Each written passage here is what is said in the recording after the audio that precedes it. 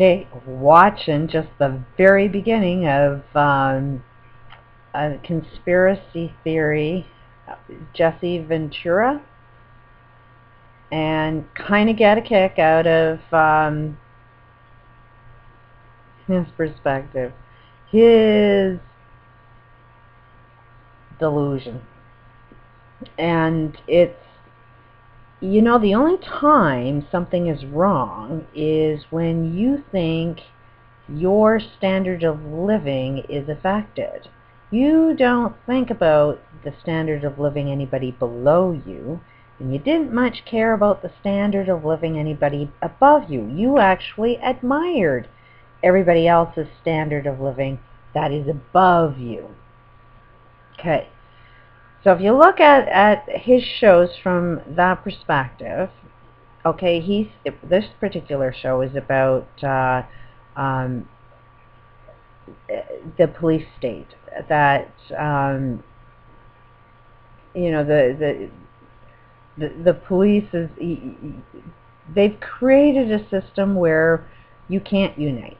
The whole system is about being divided. The only way the elites have any power is if they keep everybody forming in groups.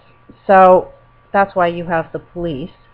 The police are no different than, the soldiers bringing the Jews into the ovens. Like, they would rather get the paycheck than, that money is all more important, and I'll be your guard, I'll be your police officer, I'll be your judge, I'll be your lawyer, because the money's kind of good. And I won't give a shit about what I do to the people that live on the planet. So it's like, I do get a little crazy when I see, people like Ventura say, we don't like this much protection. But is the guy willing to go the distance and say, get rid of all police?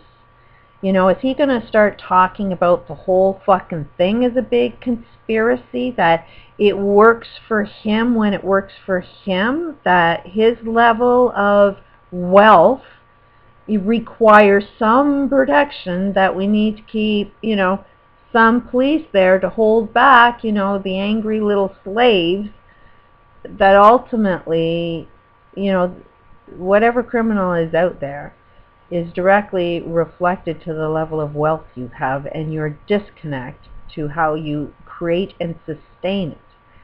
So as long as we have this level of security, that is, any form of police that judges what's going on, like, it's either wrong all the time, but it can't be wrong just sometime. It's got to be wrong all the time.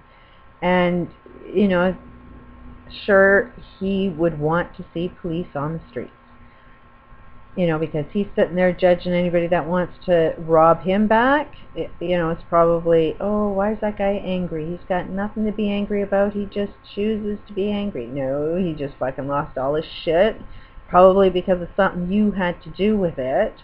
And you just can't see the connection. The guy is so angry, he might see a bigger connection than you see. Like, one way or another, you represent something to him if somebody is trying to attack you. And you're attracting it in some way, just so that you are forced to see what it is you're attached to. I don't know if that makes any sense to anybody, but to me, I think if any human on this planet is doing something wrong, they've got good cause to be doing something wrong. We're all in friggin' survival mode. If you want to stop all criminals, yes, that means we need to get healthy. But we need to get rid of the causes that make people angry. Like, if you steal somebody's money, there should be a way of you either getting that back, and not be the same slave that you've been all along. That's not a solution. You're going to get a little crime happening there. So it's like, all of these wealthy people, the good news is you'll be real safe when you hand over the money back. And it's like, I ain't your threat. I'm just sort of predicting the future, that you're going to steal everybody's money. Expect them to get a little pissed off. And it's like maybe we've woken up to the idea that we could do this without war. We know your game is war. We're going to do this with love. And say the monopoly money that you use, we're going to create our own monopoly money, and in order for you to earn your share, you got to do a little bit of work. Just because our currency dollar is broken doesn't mean another dollar can't be created, and you ain't the smartest people on the planet that there's pretty sure somebody else on the planet that can create a whole new dollar that creates an assured system that this shit doesn't happen again. It does take a completely different mindset to see what the solutions are. But at the end of the day, the wealthy people have to give up all their money and not be giving it to themselves just so that they're, killing off the planet like Bill Gates and Warren Buffett. It's like, don't try and think you're giving all of your money up. You're giving all your money up to your own fucking agenda. You're spending it as you wish and not really giving the money back.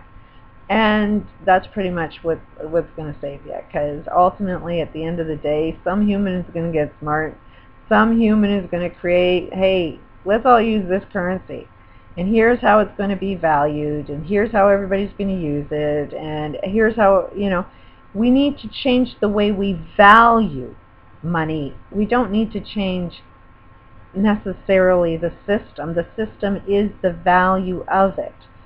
So if you interject, a value of something in a new system, it can work like magic. Without war, this whole game could be beaten just with a different awareness of a possibility, and then just the, oh, let me get in the right place at the right time to create.